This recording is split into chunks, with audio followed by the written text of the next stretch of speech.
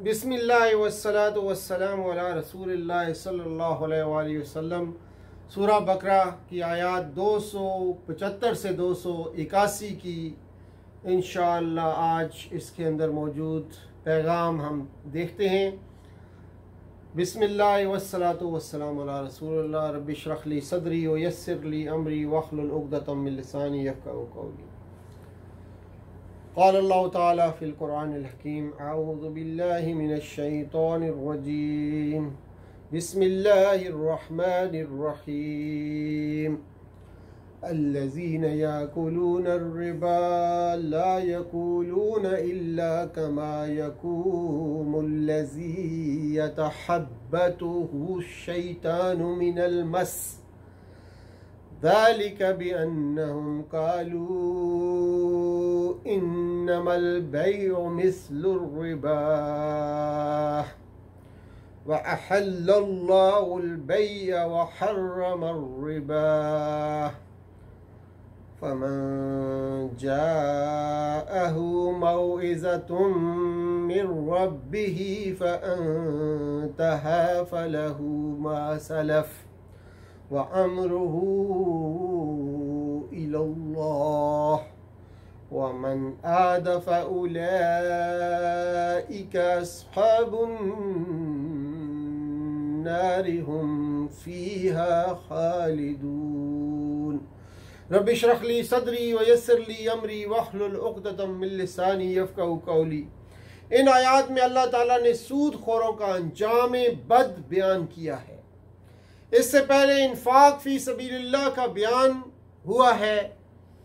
ज़कात और सदकात का कानून, गुरबा और मुताजों की मदद का इलाही निज़ाम, मुताजों और फुकरा और मसाकीन की मदद करना मुसलमानों के फ़राइज़ में से।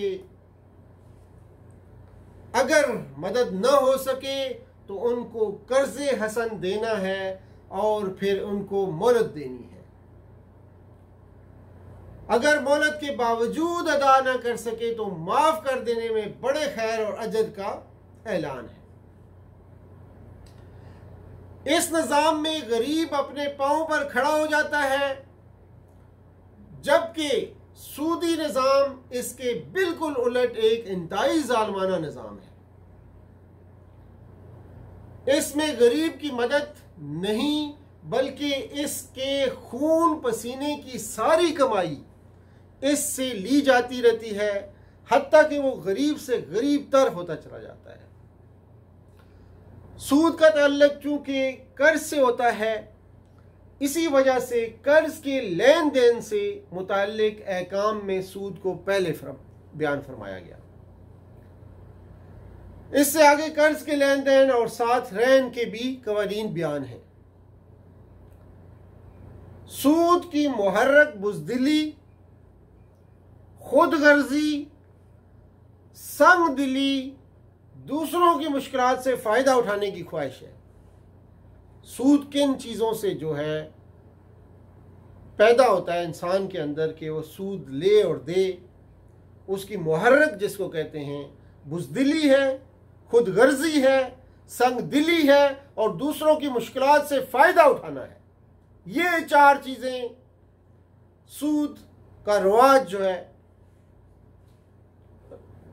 सूद को राइज करती हैं माशरे में।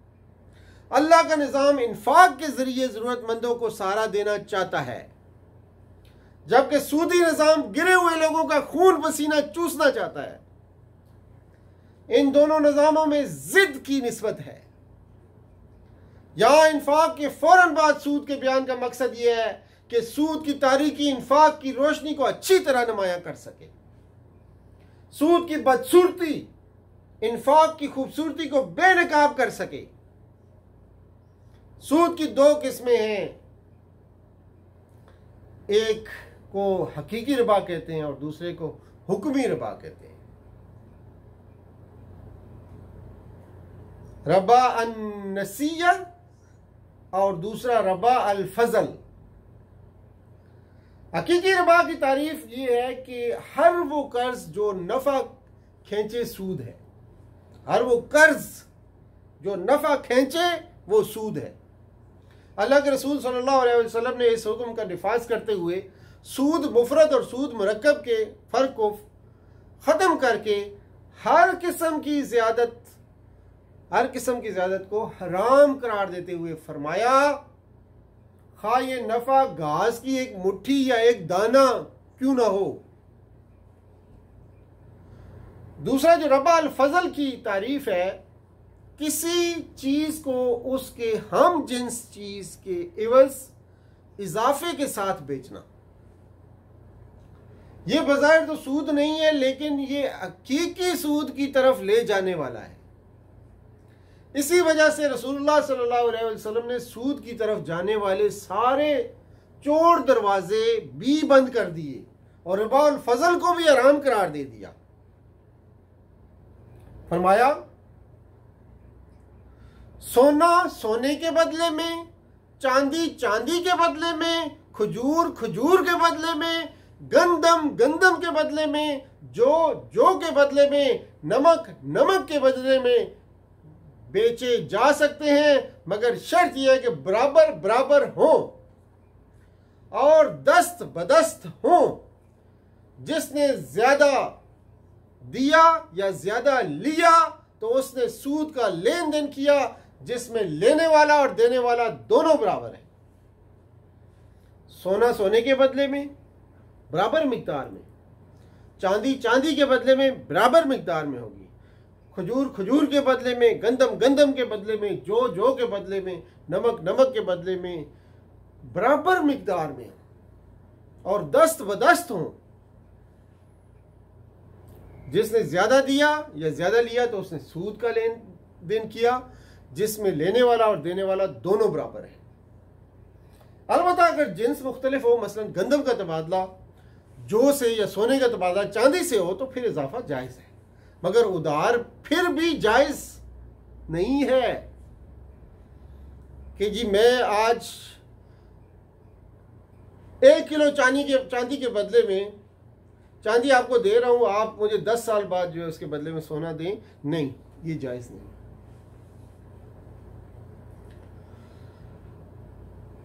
जब चीज़ों की असनाफ मुख्तलिफ हों, जिस तरह चाहो बेचो, बशर्ते के मामला दस्त बदस्त हो। ये यहाँ पे हदीस सही मुस्लिम में मौजूद है कि चीज़ों अगर मुख्तलिफ चीज़ें हैं, जिस तरह चाहो बेचो, ठीक है, लेकिन दस्त बदस्त मामला करना है, क्रेडिट का वहां पे मामला नहीं होगा। तिजारत और सूदी कारोबार में बुनियादी फ़र्क क्या है? बुनियादी चीज़ें हम देख लेते हैं ताकि बात बिल्कुल साफ हो जाए, क्लियर हो जाए। चंद बुनियादी चीज़ें। तिजारत माल के एवज माल होता है, सूद माल मोहलत के एवज होता है। अच्छा, तिजारत में खरीदने वाला और जो बेचने वाला है दोनों का नफा होता है, और सूद में सूदखोर का सारा नफा और गरीब को सारा नुकसान होता है। तिजारत में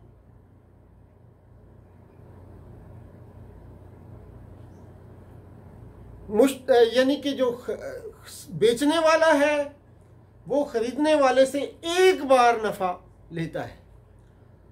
सूद में मुसलसल अमीर जो गरीब से नफा लेता ही रहता है।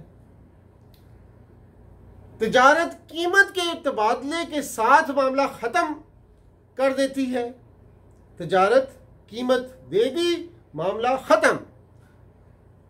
सूद में नफा जारी और सारी रहता है, नफा खत्म नहीं होता, जारी होता है। अभी मिलेगा 1 साल 2 साल 3 साल, हर साल बाद या जो भी उसकी मिकदार करते हैं, मुद्दत करते हैं, उसमें वो जारी रहता है। हर महीने बाद, हर साल बाद वो नफ़ा जारी रहता है। लेकिन तिजारत में कीमत तबादला के साथ मामला ख़त्म हो जाता है कीमत देने के बाद। तिजारत अपनी मेहनत और ज़हानत इस्तेमाल करके फ़ायदा लिया जाता है तिजारत की सूरत में। सूद की सूरत में सिर्फ अपना पैसा महफूज रख के बराबर नफ़ा लिया जाता है। सिर्फ सूद की सूरत में जो है ना, पैसा आप महफूज करते हैं, उसको रख लेते हैं और फिर मज़े से नफ़ा लें, तो ये सूद है। तिजारत जो है अपनी मेहनत लगानी पड़ती है, उसमें अपनी जहानत का इस्तेमाल करना पड़ता है, फिर आपको फ़ायदा हो सकता है, वरना आपको फ़ायदा नहीं होगा। तिजारत की सूरत में कर्ज एक बार अदा होता है और सूद की सूरत में सूद जारी रहता है। अब इसी तरह देखा जाए तो सूदखोर की खुशहाली लोगों की बदहाली है। सूदखोर की खुशहाली लोगों की बदहाली के अंदर छुपी हुई है। सूदखोर कभी भी लोगों को खुशहाल देखना पसंद नहीं करता। सदकात मोहब्बत का जरिया है, जबकि सूद नफरत का जरिया है। सूदखोर की इज्जत उसकी शर से बचने के लिए की जाती है। जैसे ज्यादत रबा है, इसी तरह कमी भी रबा है, यानी ये ज्यादा मकरूज को मुंतकिल हो जाए। सूद की 1 रुपए होलनाक अंजाम।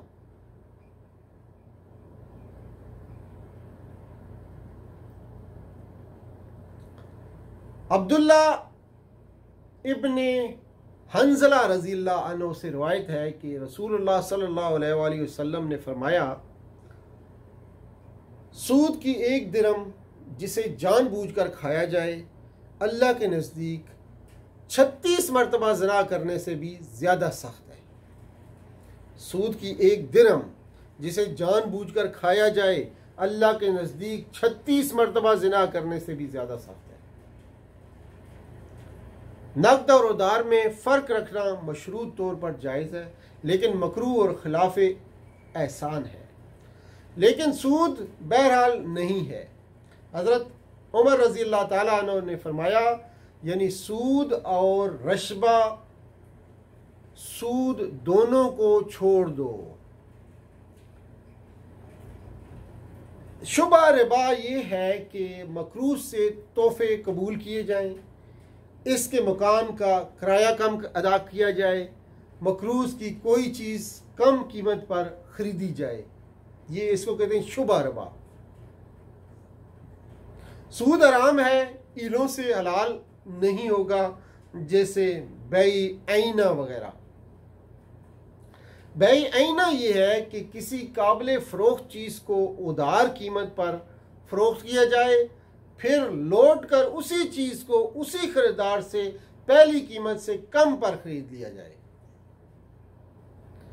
हमारा मुल्की निज़ाम जब तक ठीक नहीं होता, तब तक इसके असरात से हम महफूज नहीं रह सकते। जैसे बिजली, गैस, फ़ोन के बिल्स, प्राइवेट तालीमी इदारे, ये सब जब तक ठीक नहीं होते, हम सूद से महफूज नहीं रह सकते।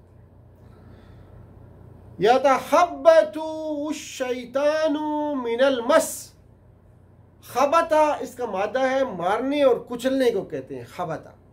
शैतान की तरफ निस्बत हो जाए तो दीवानगी का मानी देता है। मानी इस तरह हुए जिसको शैतान ने छू कर दीवाना बना दिया हो।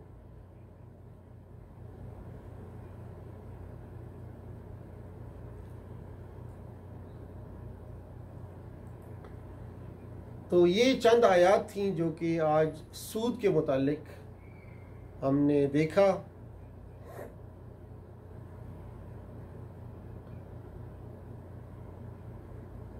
इसी पे आज इक्तफ़ा करते हैं और इंशाअल्लाह सूरह बकरा की अगली आयत 282 से इंशाअल्लाह आपकी खिदमत में हाज़िर होंगे। व सल्लल्लाहु तआला अला खैर खल्क़ि मुहम्मद व अला आलिहि व अस्हाबिहि अजमाइन बिरहमतिका या अरहमर राहिमीन व आखिर दावाना अनिल हम्दुलिल्लाहि रब्बिल आलमीन। वस्सलामु अलैकुम व रहमतुल्लाहि व बरकातुहू।